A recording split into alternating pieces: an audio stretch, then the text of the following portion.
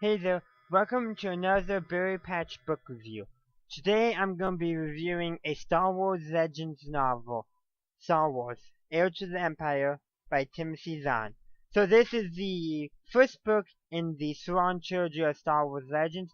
I am also planning on reviewing the books 2 and 3 in the trilogy, the Dark Force Rising and The Last Command, so be sure to subscribe to my channel and ring the bell in order to be notified when those videos come out. Also, feel free to follow me on Twitter. I will also post an announcement tweet there as well when my reviews come out for those two books, so be sure to check those things out. Now that I've done that, let's get into my actual review. So to begin with, I just want to start with my rating. And well, it's been a while since I've read this book, so 5 out of 5. By a while I meant for the first time. I recently read it for the second or third time, I can't remember which, but yeah. So I've definitely read it before in the past, so I had no reminiscing.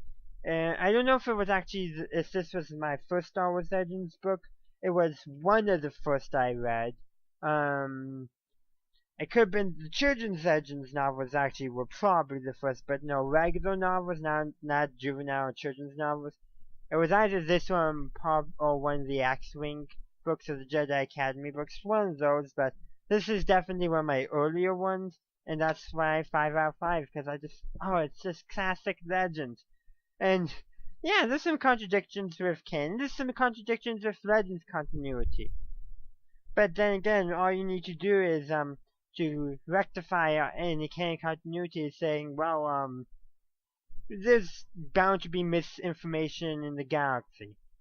It's like talk about the Clone Wars, and the Clone Wars at the point of this video was like 40 years in the past, so a pretty while ago, because this is about 5-6 years after Return of the Jedi, which was 5-6 years after Yavin, which was about 19 to 20 years, so probably about 35 to 40 years after the Clone Wars. So very feasible that is bound in that time to be misinformation. No, history in the Star Wars Legends universe was recorded inaccurately.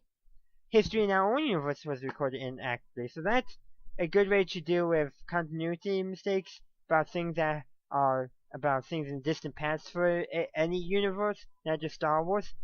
Just put in the back in your mind that there's going to be historical inaccuracies inside of the universe's own fiction, because, well, robots, the droids, are not the ones always writing the history. And even if they are, they can be programmed to record history to support a certain bias. But I've kind of ranted a bit about that kind of stuff, and I'm going for a history major and education, so I talk about history a lot. You would know that if you checked out my channel in Johnson Berry. I have lots of history and also history content there, or more history content coming up, but history and lots of more political the ideas behind politics videos. That's kind of what I have there, so you can check that out if you want. The channel is linked in the description. But I should be talking about Heir to the Empire, and I will. I just liked it. This was Thrawn's first book ever, the first book Thrawn ever appeared in all of Star Wars. His first Legends appearance, his first Star Wars appearance. And his characterization, because when Thrawn returned to the canon, it had been a while since I had read a book involving Thrawn. It was probably Outbound Flight, most likely. But so yeah, it's kind of nice to see Thrawn Thrawn in his original form after so long of not reading him, and his characterization is very much similar in canon.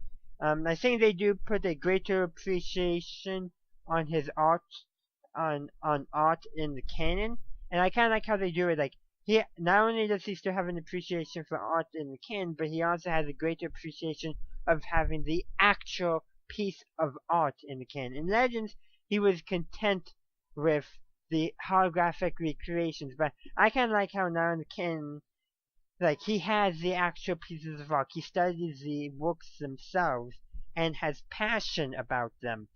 Very much I have, though I kind of like that one change they made from his characterization.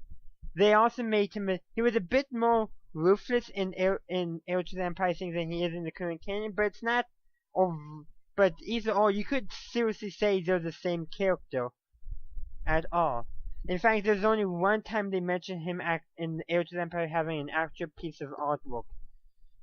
And so that's only one, but in the canon he's shown to have much more, but that's just what was shown in Heir to the Empire. And so it's possible he has more, and he has a greater, more stronger feelings about the actual pieces of art, look more in line with the canon version of him than the holographic recreations.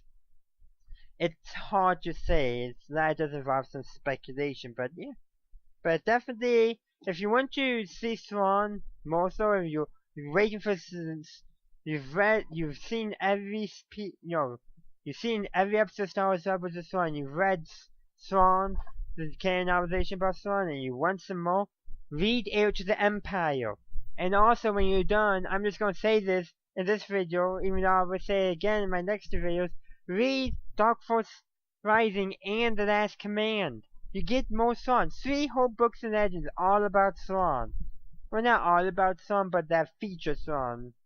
That's why it is called the Thrawn Trilogy, even though I will add that in the pre-Legends publication of the book, which is what I have, so my book does not say Legends on it. In fact, all my Legends books don't say Legends on it. But it is actually never anywhere on any of these 3 books called the Thrawn Trilogy.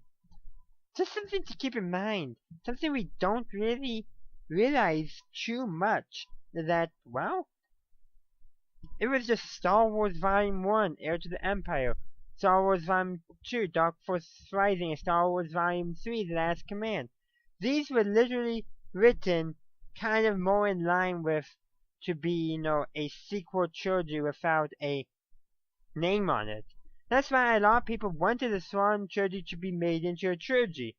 We probably would call it, say if the sequel trilogy was made based off of the Thrawn Trilogy, we would not be calling it the sequel trilogy. We would be calling it the Thrawn Trilogy. If they made another trilogy after that, that probably would be called the sequel trilogy because the Thrawn Trilogy. It's just kind of funny how even this trilogy has no official name, yet it is written as if it does. And may I add that it's volumes 1, 2, and 3 because of books, but think about that. These were written before episodes 1, 2, and 3, so these in a way, it was like 4, 5, 6, 1, 2, 3 would still come out, but 1, 2, 3 came out after 4, 5, 6, both chronologically and in real life, because of how this is. Kind of a weird off-topic thing, but it's kind of interesting. Like, what if the Thrawn Trilogy was supposed to be the main Star Wars story? Or, no, the center of the Star Wars story. So, it gets the 1, 2, 3. But 4, 5, 6 were prequels to it that were made. Not at all a reality, but a inquisiting thought nevertheless. But yeah, I enjoyed the book. I've talked so much about not too much about the story itself. Because, well, it's just this. There is jam-packed. No. Oh, yeah, not only the Thrawn introduced, but also Mara Jade is introduced.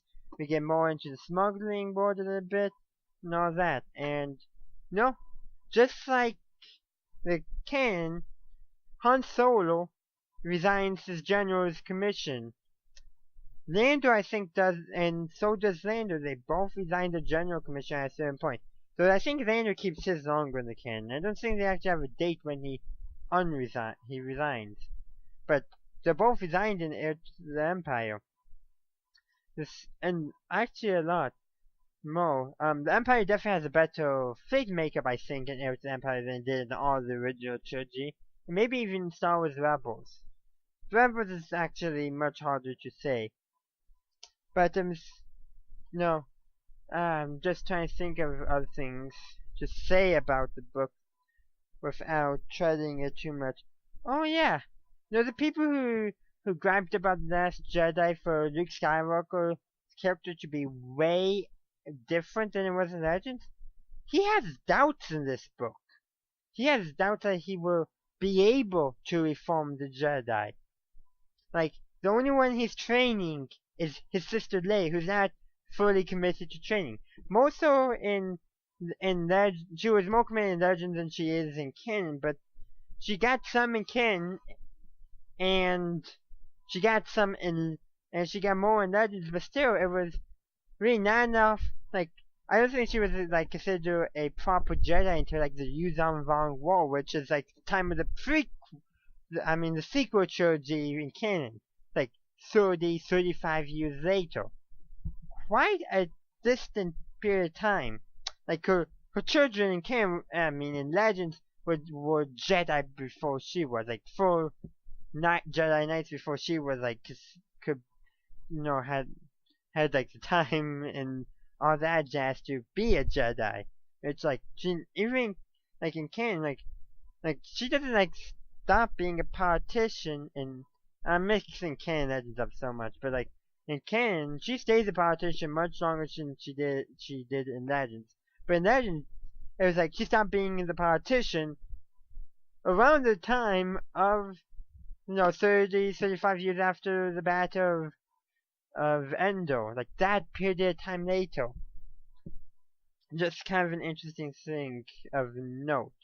But yeah, definitely good classic Legends. I would say I consider this book and the rest of the Thrawn Trilogy should be part of my Legends timeline, because I don't consider all Legends books to be in the Legends timeline. I put the Thrawn Trilogy, the X-Wing series, and the Legacy of the Force series, and the Fate of the Jedi series for sure. And I'm going to someday actually create a list of what Star Wars books I have in my Legends timeline, and also other media as well. But that won't be out for give it a few months. But remind me every so often about it.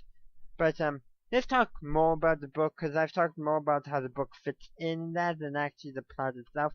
And I know I said this before when I tried to get back on track and I didn't. Sorry about that pause there.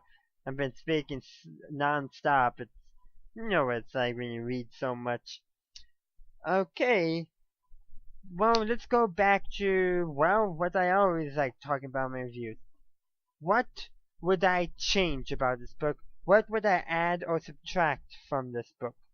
Well, add-wise, I don't think I would add too much. Yes, I would add more. But how can I say add more when there's still 2 more books in the trilogy to read? That's the same about trilogies, of course. But would it be stuff I would like to add? Probably not, actually. Here and there. Things I would change? Maybe a little bit. Oh yeah, I would have R2-D2 be able to actually exit the X-Wing in space. I found that to be kind of odd. Like, why can't he? Because we've seen it before, him jumping out of starfighters without any help from anybody else in canon. So why couldn't he do that in Legends as well? Granted, I think the reason why in Legends, because at this time he didn't have his rocket boosters. And there's good canon and good Legends explanation for why he doesn't. Both of which are like practically the same. The few in the parts weren't available for them anymore by the time of the original trilogy. Except for in the LEGO Star Wars video game, he keeps them in every iteration of that. But yeah, take away, probably not too much. Small, I would just kind of add that one tiny thing. But I understand why they don't. It actually kind of makes it a little bit different.